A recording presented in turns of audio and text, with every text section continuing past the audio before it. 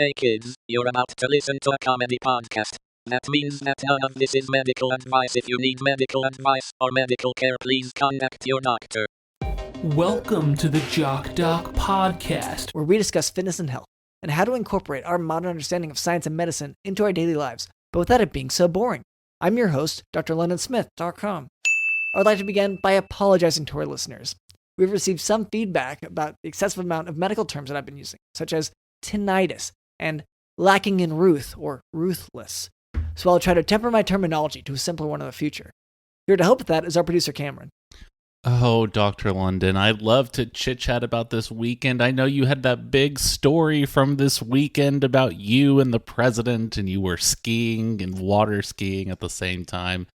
But we don't have time to discuss all that. Hold on, are you sure? Okay. You can, 10-second version of it. 10-second version. Okay, so I was getting out of this. Like, I didn't mean to do it to him. Yeah. But yeah, I did start rolling down the hill. All right, that's 10 seconds. Okay. Yeah, that's the thing. When people give you like a time limit, you don't have to start prefacing it with things or be like, all right, hold on. You just start with it. I want the fault to not be my own when the news gets out, I guess is what I'm saying. Well, and God willing, the news will never get out. But Dr. London, we have so much work to do today because the IRS has been knocking. They've been wondering, hey, is this college you guys have been talking about starting for weeks and weeks? Is it actually ever going to start? Because you're certainly getting the tax breaks for it, blah, blah, blah. It doesn't seem like it's their business because it's my business that I do what I want with my free time during the day. Like, I didn't know I reported to mommy and daddy government just because like I wanted tax breaks for being considered as a human, being considered also a university. But this is neither here nor there. We need to, at least one thing on the form is who is the dean of the school, and this is something we've been putting off. We need to choose today our shortlist, who we're going to ask to be the dean. And for listeners, if you haven't been here, we're starting our own college. It's the Jock Podcast University. We've already established what the dorms are going to be, our sports teams, our dogfighting teams, which is the non-ambulatory giant robots, etc., etc. So, Dr. London, what are some like features you look for in a dean of our school? Well, classically in cinema, people are going to be like, oh, I know what it's like because I watched that one movie. They're sort of grumpy people who are trying to lay down the rules. But I think we should flip it and make the dean a horrifyingly irresponsible person who doesn't know how to do their job. Just to flip it, because I know it's not like the movies, so it's got to be the opposite. Right? Yeah, because in the movies, a stuffy dean would see a fraternity doing a prank and be like, "Ooh, if you do that prank, you won't make it to graduation." But you want maybe someone who's just going like blah blah blah, like that would be the opposite of that almost. Well, or go out to where the prank is happening and then out prank them. That like a real doer is what I'm thinking with regard to practical jokes. Oh, okay. Well, okay, because I was gonna suggest maybe a baby or like an old goat or something like that, because that to me would be a very ineffective dean. Well, in terms of the logistics and being sort of like a ornery person. Well, I think an old goat, the baby, I don't think there's enough muscle there, but I think an old goat, they are pushy. And I could see, like, it's not like I've hung out with every old goat, so I don't want to generalize, but like, from my knowledge of old goats, they are pretty pushy. They'll get in your face. And that is very true. And they will... they might not be able to out-prank the other, these crazy frat members who are pulling this prank, but it will wreak havoc and start, like, bashing into them. Like, it will create violence, which I think is the next best thing. And that is a form of prank, is it not? Is not punching someone in the face a form of sort of a hilarious April Fool's prank? Yeah, assault. Assault is the prank. And ultimately, the best pranks are extremely physically harmful and involve some life form being, internally bleeding. Yeah. And this is one thing that people don't know. You can't charge a goat with a crime. That's right. Airbud rules. Yep, you can't do it. The part in Airbud when, he was like laundering money, but they were like, what are you going to do about it? And the guys are like, wah! And then the freeze frame happens. So, yeah. Okay. Okay, I mean, I'm pretty happy with Old Goat. I guess as a... Do we have to, like, pick which one? Or is that, like, is this a genre of goat? Well, do you have the catalog? Okay, yeah. So let's see. You can buy... Okay, so this catalog does seem to think, like it's really implying that you're supposed to eat the goats. Yeah, but I don't think they're going to hold you to that. Like, I don't think... Okay, I'm just going to check. I don't think they're going to check up later on to make sure that you slaughtered the goat. Yeah, okay. So maybe we'll have a new dean every year just in case. Oh, and then we can sacrifice the dean on graduation day. That's right. Kind of all eat him. Okay, that's pretty cool. And like I gotta feel like that's gotta solve some religious thing for us too. Like we're offending someone, and surely that'll fix that. I feel like that'll probably fix a lot of things. Does it say in there when you go to the old goat section, are there any that are good at stopping pranks or maybe striking up like a little romance with the librarian? Okay, we do have a romantic goat. I'll say it's right next to the vomiting goat. Okay. And I don't know. It says... I don't think them being next to each other in the catalog... you're saying... Let's focus on the vomiting goat? Well, it says cross-contamination. Like, it says that on it. Like, it links the two. So, I don't know. I guess maybe they live together currently in the same pen. Okay, well, then, what if we do... Okay, two deans. They're co-deans. Right. One is the vomiting dean. One is the really horny dean. Okay, yeah. Simple. Yes. And later, Cameron tells me that we can expect a special guest. That's right, Dr. London. So do look forward to that. But before we move on, I would like to address a bit of listener feedback. So for a long time, our listener demographic was primarily composed of the Watchers of the Wait. But in our efforts to cater to them, we found that we were neglecting the many bot accounts that download our podcast. So this bot comment comes from, it's TikTok, a comment on response to, can you tell my friend Jackson to stop filming his sister peeing? At a dude from Houston said, quote, dog, you need an intro, and then praying hands emoji, crying emoji, end quote. So thank you so much for this feedback. I think this listener is referring to the fact that people always mistake me for a dog when I try to introduce myself. Well, part of this is because you don't have an intro. You seem to live by this attitude of like, no introduction needed, sort of a cocky, everyone knows who I am thing. Yeah. Well, and like I said, I do try. Yeah, but you can't expect a stranger to not mistake you and your shaggy hair that you have with being sort of a dog, especially with the way you're behaving. Yeah. Well, it's just like, I do, if I see my own excrement on the ground, yeah, I'm going to go look and sniff around it. You're sniffing excrement on the ground. If you find a sandwich on the ground, you're eating it face first. Yeah. You're sniffing butts, which I guess that's okay in today's modern, like, degenerate society. Yeah, that's inclusive, yeah. Yeah, I think that's okay, but the sandwich stuff, I think, really bothers people. I get... Do they not believe in recycling? Like, I guess I don't really follow that. Like, and I also, sometimes whenever I go on a walk with someone else, I'm going to have to sniff around for a while, like in the bushes and in the trees and stuff. And usually they will have a leash around my neck. I think as a very first step, stop chasing the mailman. I think we can make one level of effort here.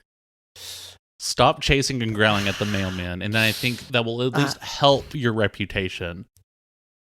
Where people might at least consider, oh, this is like a human man, not sort of like a stray dog that I'm trying to catch and put down, because that is a lot of the people in our neighborhood.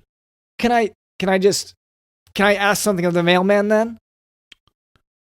Sure. Don't put that stuff in the mail slot. Yeah, Don't I know, come it drives around. you crazy. That's your Don't house. walk near. You're protecting it. Yeah, you're protecting your domain. I understand. Stay away from us. Like, just like if he gets closer to where, like, this is my domain, this is my territory. So as long as he doesn't do that, I don't have a reason to chase him or bark if I'm locked inside. Yeah. So, sure. You say that. I really don't believe that's true, but you say that, and that's fine. Okay. Well, anyway, I hope that helped you. Thank you so much for that feedback. Let's see. We have another comment here. This is a comment in response to, "Can I put babies in you?" End quote. At 00.dr3 said, quote, "Not to get too political or something, but what's the closest you've gotten to dying?" And they followed it up with, "Like a close encounter where you're like, damn, I could have been eliminated right there." End quote. So thank you so much for this feedback. I know I have my experience. Yeah, I'd love to hear it. Yeah. So for me, I think when I felt like I was close to dying was when you took me to an island and hunted me for sport. Right, yeah. I don't know how you felt at the time. Well, I felt it was the most dangerous game. For you, or because that's what I'm trying to like, because I know I felt pretty in danger, but you seemed a little nervous. The title of the short story, right, is The Most Dangerous Game. Mm-hmm. It does not specify who it is dangerous for. Yeah. If it's for the hunter or the huntees. Because if you think about it, think of like Dick Cheney. You go hunting with Dick Cheney, he shoots his friend in the heart and maybe in the face one time. Yeah. So who's really in danger? You being hunted and I've taken your shoes and I've sort of like cut up your feet a lot? Yeah. Or me with the gun and sort of the cell phone and the food and everything? Yeah. Well, I mean, I will say, like, you really do not know, you seemed to not comprehend how to use a gun or how to hold it, and you had grenades and you kept wanting to wear the rings from them. You're talking about when I've got sort of a big hunting rifle and it shoots back in my face and I get like black soot all over my face. Or when I throw a grenade and it bounces back up and lands next to me and I'm the one that ends up blowing up. And this, I'm a long-time Acme product user. Yeah. And I get my chairs, I get my bed, I get my furniture, everything from Acme. And so I'm going to get my weapons from Acme. I know people say, okay, well, the grenades are going to bounce back at you, sort of make a boing noise. Mm-hmm. If you put rocket skates on, that's going to make you blow up as well. You're not going to be able to catch anything. And also go too faster than you want to go. Off of a cliff, and then you think it's fine because you're like, I'm going pretty far, but then you will stop. You look down. Unfortunately, if you didn't look down, you'd be able to just, all that to say, like, I'm going to get you. Like, we're still on the island. You should specify, we're still on this island. Yeah. I am going to kill you. I'm still looking for you right now. And this is the most dangerous moment of my entire life. I'd say also, it seems really weird to me that you buy so many of the Acme signs that say ouch. Like, you seem prepared for it to happen. I don't know. That comes with it. That's sort of like Apple products used to come with like a sticker, like an Apple sticker to put on the back of your car. Acme products come with, maybe a little like white flag that sticks out of the gun, like when I'm done. Right. Or maybe a bandage that I'm wrapping around my head. It also comes with a little bird that sort of just tweets around my head in circles after I bonked it so hard. Okay. Well, that's good to know. That's why I buy these products. Like, these kind of perks you don't get from Amazon or Kirkland or whatever. Yeah. All right. Well, thanks so much for that feedback. I hope that answered your question. And then we have one more here. This is a comment on our response to, do you like spinach, Big Daddy? At Killian Loves Scarts said, quote, "What's your favorite drink, pretty boy?" End quote. So thank you so much for this feedback. We actually fired our pretty boy. And it wasn't a discrimination thing, but he really looked prettier than us, like by a long shot. And it hasn't helped that anytime London has brought this up, the first thing he says is, it wasn't a discrimination. It wasn't. No, it wasn't. It really wasn't. with the lawsuit we're dealing with, having to let the pretty boy go and it being very sort of clearly and overtly about his looks. He happened to be pretty. Yeah. I'm just saying, listen to our lawyer's advice and don't start every sentence about him with, he's so gorgeous, and it's not a discrimination thing or anything, but we had to fire him because he was so gorgeous. Yeah, but like you saw him, right? Yeah. Good looking dude. So, I thought solid looking guy. So you'll see why we had to. And so, thank you so much for that feedback. I hope we answered your question. Now for today's medical topic, uric acid nephrolithiasis, or kidney. It's one of the kidney stones. Nephro refers to kidneys, and lithiasis refers to calculi, or a hard object like a stone. And so there are 4 types of nephrolithiasis, one of which is called uric acid nephrolithiasis. In uric acid nephrolithiasis, as with other types, the pain generated by the renal colic is primarily caused by dilation, stretching, and spasm because of the acute ureteral obstruction. Okay, it's literally like having a sharp rock in the same place that usually just has urine passing through. Other than the one you put there, obviously. Sorry, are you saying another rock besides?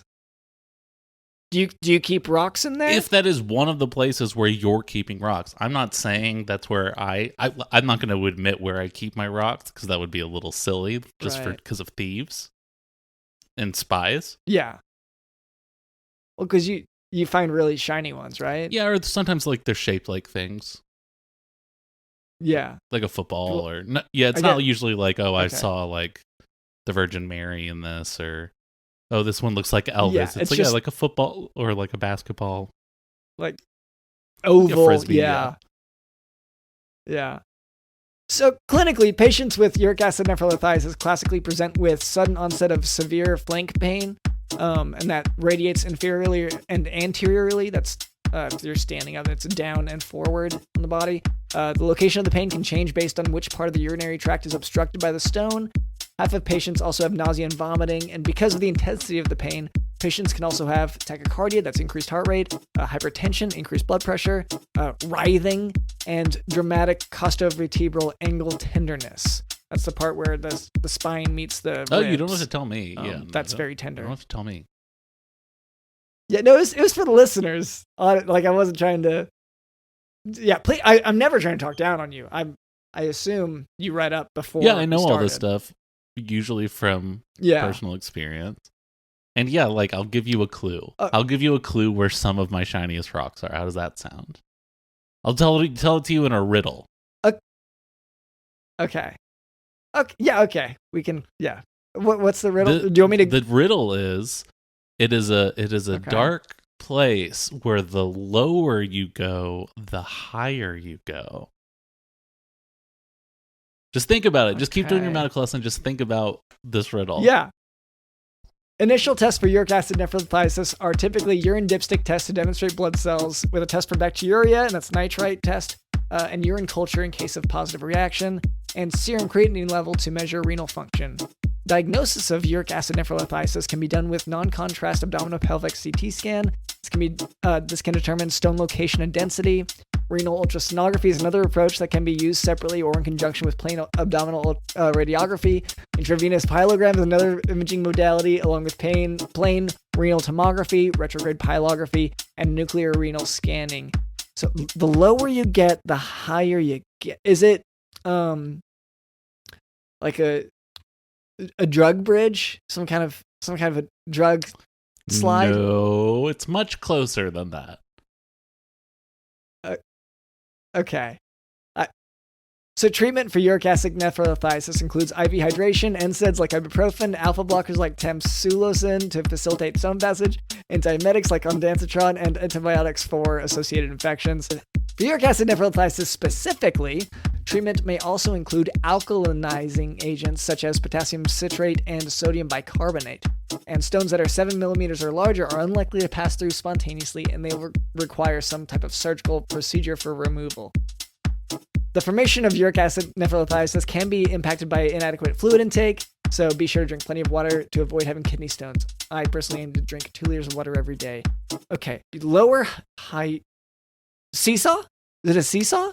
In a way, but not in a way at all. Do you want me to just tell you? You want to guess once more? Yeah, let me guess once more. Okay. The lower I get, the higher I get. Bobbing for apples? No. Okay, no, I see how that. Oh, yeah, that's not a location. Yeah, that's my activity on the weekends. Okay, yeah, what is it? Well, where I am hiding my shiniest rocks, the lower you go. Now, what's the lowest part on my body, Dr. London? It's the bottom of my foot where a giant hole is. In the calluses of my foot, you know how I have that big hole? Uh-huh. Yeah. Now, you go lower and that gets you higher because you know those fumes that are pouring out of that hole in my foot?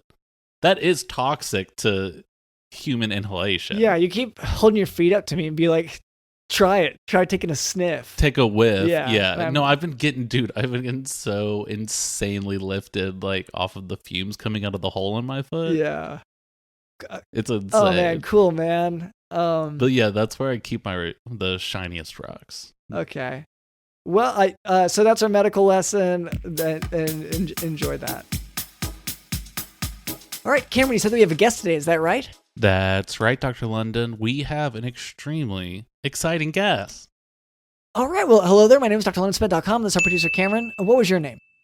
Hi, I'm Gary Bolin. Okay. Hi, Gary. Do you mind? Do call you Gary, Mr. Bolin?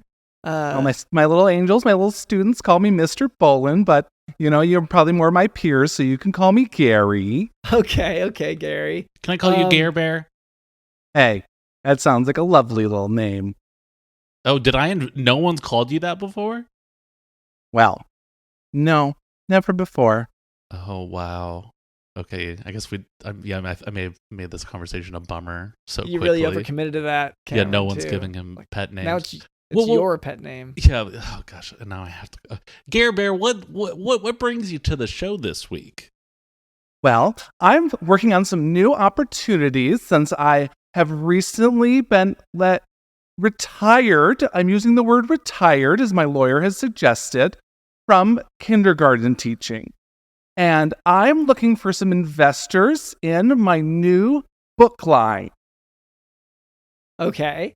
I guess well, no, I guess let's focus on the book, because I am a little bit curious about like what brought about your retirement. Is it just like, because I know a lot of teachers are retiring, they aren't being paid well enough. Yes. They have to buy their own school supplies. Is it related to that kind of stuff? Well, there's been a lot of talk about it in the school boards. My last field trip did not go very well. We went to the science center, and first of all, little Riley was not being able to be found. I was looking for her for a very long time, and when I did find her, she was riding up and down the escalators. I was so excited to find her that I fell down the stairs. Oh no! You fell down so hard that caused your retirement?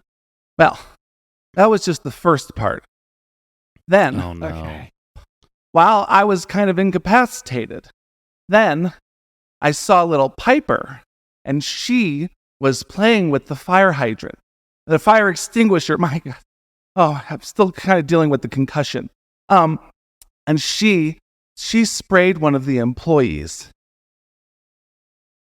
With the fire stuff? The fire extinguisher, with yeah. The anti-fire stuff, yeah. Just the inhaling of that is never good for anyone. Oh, goodness, no. And, I just believe I'm taking the fall for this from the school. It's not, these children, it's not their fault. They're just little kindergartners. They just don't know. They just want to play. But, I was in charge, and the school is telling me that it's my time to go, and so I'm retiring. Well, can I say, why don't we make Riley retire or Piper? Well, Sounds like it's their fault. I mean, they're kindergartners. True, Yeah, but like you were in the same class. I was a kindergartner once, so Did you finish your schooling? What was your favorite book when you were there? no, didn't read, wasn't really into that sort of like nerd shit. You know what I mean? Because I was kind of cool. Oh, And Jesus I wouldn't ended like up if you used those words. What, that I dropped out of kindergarten? No, the S word. Jesus doesn't like those words. Oh, savior, He likes that one. savior of our sins. He likes those ones. Okay. Okay. It just, like, I guess I just don't see how, because the kids were the ones causing the problems. And so somehow you get blamed for, I don't mean to take sides. Maybe I don't know the whole story. I love that you're on my side with this. My lawyer, would you guys, how are you guys doing? Well, what are you guys doing in like 2 weeks? Because I need some character witnesses. Oh yeah. Oh, I'm actually testifying. I'm doing like a character witness thing for this guy. This lawyer asked me to do it. I saw it on Craigslist. He's paying me $50 to some guy named Gary. Like I'm supposed to be a character witness for him. I had something similar if it was for $12, but yes, and they like, we haggled over it. And then they got me down to $12, and now I also have to bring a bowl of soup. I have to make some homemade soup for them. Yeah, as well. Because I'll be a character witness for anyone if the price is right, and the price for me is $35 to $50 depending on the day. You guys would be doing me a huge favor, because I'm not sure my book's going to be any good, because it's just called Mr. Bolin's Terrible, Terrible, Terrible Field Trip. And so I don't know if it's going to sell well, because it's just about that day, and that's probably not going to, I mean, I think it's fun, but it's also like the lawyers say that it's not, that I might not be able to use it. I just want to, so DJ Dylan, if you could edit that out where he said it's a bad book, and let's try to sell it a little bit better here, because like, I think if we're character witnesses, we give things a lot of publicity when we come into court. Just like this happens every time. We make the papers. Usually someone gets shot. Because we aren't supposed to show up in court anymore. So, just is all that to say, let's maybe say, oh, the book is actually tolerable. Like you could read it.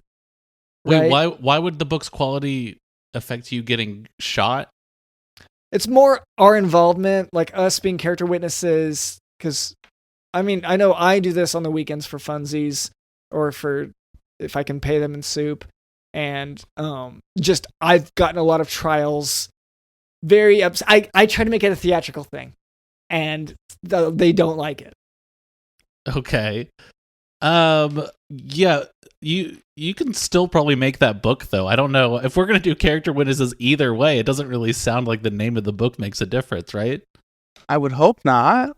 Yeah, I would say don't listen to your lawyer and just go for it. Like, if you're a true writer, we talk about this all the time on the show. You do have to write your own truth, and it sounds like that was your truth. Is that you lost this kid, and this kid sort of wreaked havoc on a museum or whatever. Yeah, it's very much my truth. Thank you, Cameron. That's nice. I assume you're asking not just for character witnesses, but that we invest in it, that we promote it, that we endorse it. But before we can do that, obviously, we're going to probably have to make a couple of adjustments to make it a little more Jock Doc friendly. And I want to start with the title. Is there any way it could be like terrible, terrible, like hellish, freaky ass time with some trash kids? Yeah. Oh my goodness. Yeah, they suck. That's the subtitle. I mean, if you're investing enough, but I'm not sure our Lord would love those words. But this is all this to say, I want to get into the contents of this book. Could you maybe read us a little bit of it? Oh, yes, of course. bring up my little manuscript and we'll here. We'll maybe just make a few pitches, and these are like things we can talk it out. We can, workshop it. But I apprehend, yeah. Okay. I'm open to any pitches as long as there's eventual money attached. Okay. Yeah, that's fine. There will eventually be, whether it's cash, like human cash or dog cash or any sort of like crypto. We've got the Jock Talk podcast coin that we've been sort of giving to people. There's a pile of them over there. They're rotting a bit. Anyway, let's get into this book. All right. Be safe. Stay with the group and don't wander off. If you get lost, stand still and pray. The beginning of it. Okay, that's a good start. But what if teacher isn't going where I want to go? What if me and Billy want to go to a different place? Do I have to stay with teacher? Well, this is the field trip, and we need to be safe and stay together. And if we're not staying together, then we are not seeing and learning together. Can I also make a separate pitch here? And just this is me recognizing the scenario we're in. If I'm at the museum, I'm pushing that kid. That kid is just standing there praying. Like, oh, the praying nerd. Yeah. The classic praying nerd. I'm pushing him. Oh yeah. It's sort of like, where's your God? Why didn't he protect you from me shoving you? Goodness. Oh my goodness. Yeah, and this is not me trying to say like right and wrong or whatever. I'm just saying this is what instincts will have a given physician do in that situation. Yep. That's Dr. London recently has watched all 4 of the God's Not Dead movies, but he really related with the angry atheist in the very beginning of the movie. That's usually like, oh, these Christians, and like just shoving people around. And I fall asleep for the rest of the movies. Right, yeah, he probably gets hit by a car or something later, or converts, but you're asleep by then. So if that helps. Oh, okay. Oh, note taken. Note taken. Get back to the book. The next couple pages here. Respect. Listen to the adults and do as you're told. Don't roughhouse. Jesus wouldn't. Okay, but what if I saw teacher and assistant principal Michaels, sort of, they were roughhousing, they were like wrestling, and it was in like a broom closet. So why can't I do that with my friends, with me and Billy, if I saw teacher doing that? Well, their roughhousing may have been from 2 consenting adults. Okay. So they can break the rules, and the rules are just different? They're rule breakers. Sometimes adults are allowed to do things that children are not allowed to do. You're talking about his candy stash? That might be one of the things. Candy stashes are... Children should only have so much sugar. But grown up, okay. Grown-ups have all the sugar. Yeah. That's all they eat. So I have another issue with it. And I'm sorry to be giving so many notes. No, please. No, this is all constructive, it feels. Yeah. So you talked about Jesus not liking rough housing, but was he not a carpenter in olden times who built presumably rough houses? And I don't like if we're at a museum. Wow. Never even thought about it like that. Yeah. Well, are you questioning the quality of Jesus's work? Like you're saying he made. He might have been a fine carpenter, like a rough, like a finished carpenter. He's what's he famous for? Stairs. Oh, is it his carpentry? Is it his carpentry? Okay. Okay, so your argument is that if his carpentry wasn't rough, if he had actually sanded it down properly and it was smooth, then he would be known for that and not for or both. Like being God's son. He could be known for both. All right, and this is how the book wraps up. Ready? Be smart. Pay attention to your surroundings. Leave things where they are. The excitement of crime is not worth eternal damnation. Hmm? What do you think of that one, guys? Mr. Bolin, Mr. Yes, Bolin. yes. Okay, Mr. Bolin, you say to listen to teacher, and I have to listen. But when I was trying to tell teacher the story the other day, she stopped listening to me and started playing on her phone. And I was trying to tell her this teacher where my little brother, his name is Adam, and he was watching Caillou or Bluey or one of these shows for babies. And then he was sort of pointing that, and he was playing with this truck. But then he lost his truck under the couch. But then my mom thought I kicked the truck under the couch on purpose just because I said, "Here's your fucking truck," and I just like kicked it under the couch. And my mom was like, "Well, that was your fault. You did that." And I was like, "Well, no, you weren't. You were getting me in trouble. You were too busy getting me in trouble to see what really happened, which was that he slid under the couch." I heard that too, that it happened. And Dr. London and Billy also heard it too. And all my friends knew about it. And I was telling teacher this, and she stopped listening and started doing stuff on her phone. So how can she stop listening, but I can't stop listening? That's a very good question. And this is just a rule that needs to be followed by everyone. And I'll have a talking with her if you tell me where this school class is, because everyone should be paying attention. It's a universal thing. I'm sorry that happened to you. That's not good. That's not right. Her candy crushing is not worth your unintention, I have another a note here. So you start out with commanding us to be smart, and I think I'm smart, but my mom has said that some people just aren't my cousin's not gonna go to college, she says.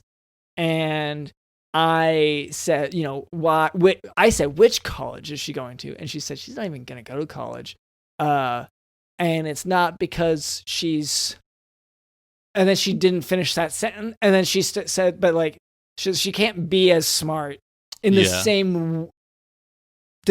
And so, how do we tell them to do that in book? Yeah, or Sarah Palin. Well, it's just be as smart as you can, Just some people can't. Some people have a little more troubles with that. Okay. And they just need to try their hardest, their darndest, and their best.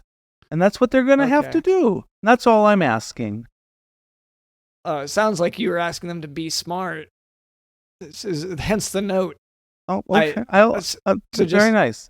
Try to be smarter. Is that a better line? I guess that's okay. There's nothing wrong with trying.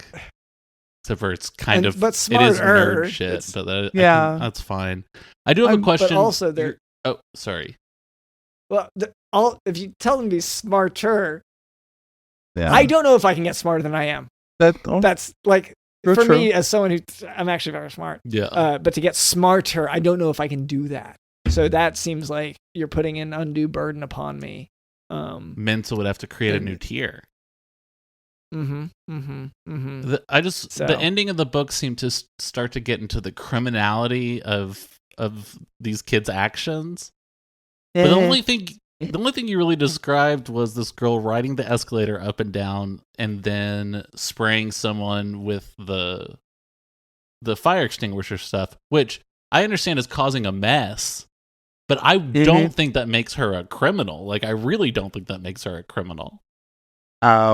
It's actually extinguishing, using a fire extinguisher in a non-emergency is a felony in multiple states. Felony? Oh God! Yes, so you really need to be aware of these statutes. When you were fired, did they specify it's this one mess up? It's this one field trip that went wrong that cost you your job?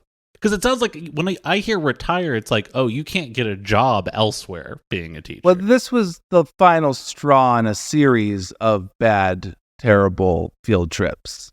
I've had children at farms ram their heads into the fence because they were imitating goats. I've had children jump into the river here. And be floating down the river. I've had a lot of accidents here. Well, I mean, if they float, then I don't see what the. Well, Okay. down the river, and it's the border here between Michigan and Canada, so it's difficult. Okay. Yeah. Those illegal border crossings with the kids. That's frustrating. Okay. So for you, it's I guess technically some sort of illegal traffic is like unintentional on your part. But, completely unintentional. But you are trafficking people across the country into another country. St. Clair Shores, the river is only about half a mile wide. You know, they just swim. They're strong swimmers. These kindergartners. I didn't realize it. Okay. Yeah, I did not expect this to turn into an immigration issue. So but no, we could leave it where it is. Once again, get out and vote. You got to vote for getting rid of these kindergartners into med school. And also, fire extinguishers shouldn't be a felony. We should spray them as much as we want. And I'm sorry, Gary Berry, if I'm forcing any political things on you here, that's just sort of where I've landed over the course of this episode. Understood. All right, well, on that note, is there anyone you'd like to give a shout out to? Any comedians out there you're a fan of? Well, there is a former student of mine, little Andy Hendren. He's a little comedian. He moved himself out to Los Angeles, California, and he is producing a little comedy show. It's called Dead and Improv, and it's a little comedy show where they do an improvised murder mystery, and it's happening every now and then. You can check it out. I think his Instagram is Dead and Improv, I think is what it is. And that's a good place to check him out. Okay, great. So go check him out. Remember to vote against the children. And thank you so much to Mr. Bolin for coming on the podcast, for Gary. Thank you to our producer, Cameron. Thank you to Children in the House.